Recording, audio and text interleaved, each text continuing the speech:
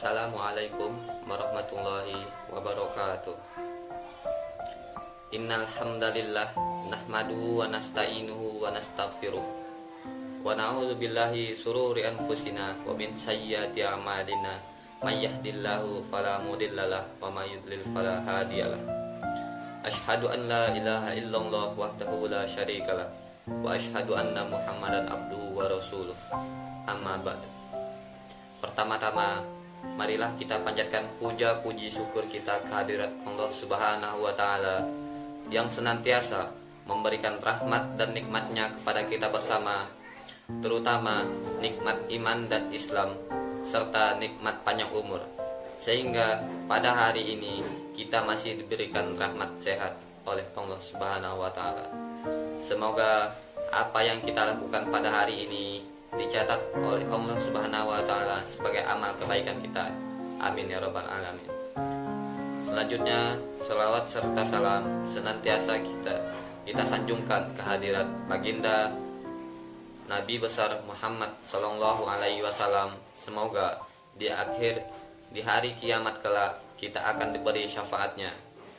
Amin ya rabbal alamin. Saudara-saudara sekalian yang berbahagia, di kesempatan ini yang baik ini, saya akan menguraikan sedikit pembicaraan saya yang berjudul Tujuan Hidup Manusia. Saudara-saudara yang berbahagia, kita sebagai manusia hendaklah mempunyai arah dan tujuan kita di dalam hidup ini. Tidaklah seperti lalat yang terbang ke sana dan kemari, tak tentu arah. Ia terbang ke kiri dan ke kanan, ke barat dan ke timur, menyantap apa saja yang dia temui, baik dari makanan yang lezat maupun makanan yang kotor yang berada di tempat sampah.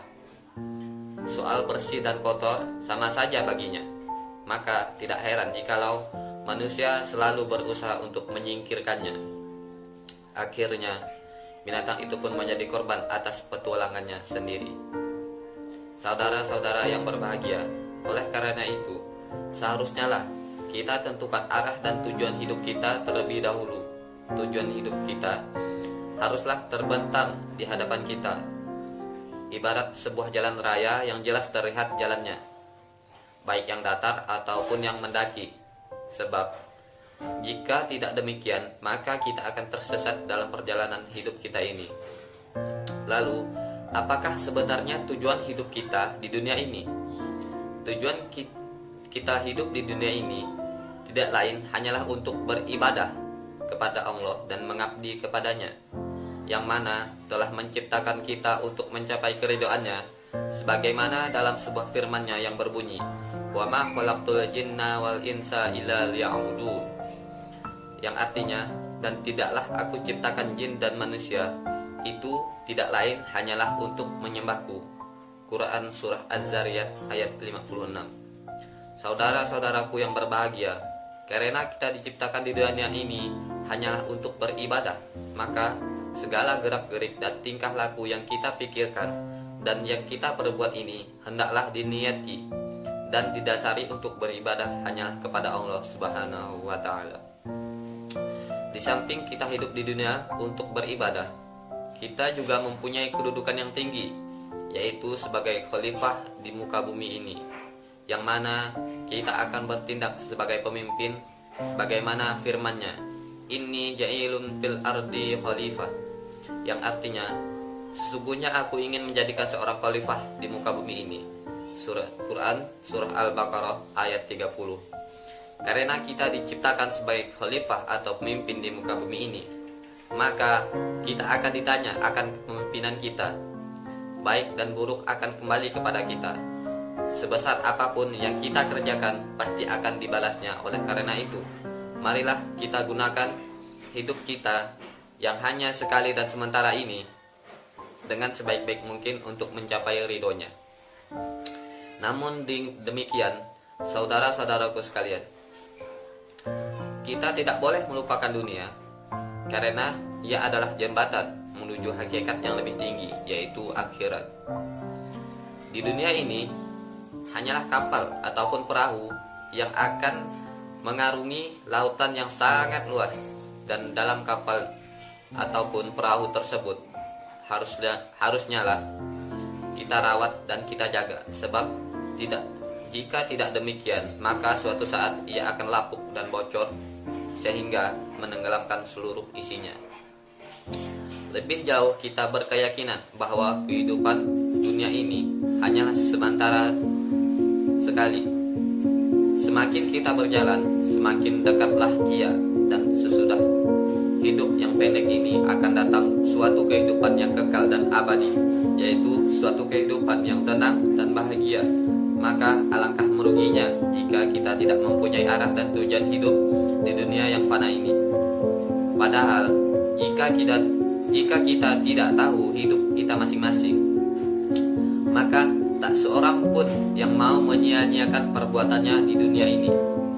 Dan seandainya apabila kita tahu bahwa merugikan orang lain itu merupakan sifat tercela, maka tak seorang pun yang berani merugikan orang lain kecuali hanyalah orang-orang yang fasik. Oleh karena itu, ambillah dunia untuk akhirat, dan janganlah kamu mengambil dunia untuk dunia saja. Niscaya kamu akan binasa kelak. Jadikanlah dunia sebagai tempat untuk bercocok tanam dengan bekal sebanyak-banyaknya, karena kita akan mengadakan suatu perjalanan yang amat jauh dan tidak akan pulang lagi. Karena itu, gunakanlah hidup yang hanya sekali ini dengan sebaik mungkin untuk mencapai ridhonya. Dan janganlah kita bertanya kapan kita akan mati, tetapi bertanyalah seberapa banyak amal kebaikan yang telah kita lakukan selama hidup kita ini. Akan merugi orang yang hanya menyia-nyiakan waktunya hanya untuk berpesta pora. Maka marilah kita pikirkan baik-baik akan hidup kita yang hanya sementara ini. Apakah yang telah kita perbuat selama ini, dan cukupkah bekal yang akan kita bawa untuk menuju akhirat kelak? Dalam perenungan ini, semoga kita mendapatkan hal yang terbaik dan yang kita inginkan, dan akhirnya kita meraih masa depan yang sesungguhnya, yaitu masa depan akhirat. Sekian yang dapat saya sampaikan. Akhirul kalam, subhanakallahumma wa bihamdika asyhadu an la ilaha illa anta astaghfiruka wa atubu ilaik. Wabillahi taufik wal hidayah. Wassalamualaikum warahmatullahi wabarakatuh.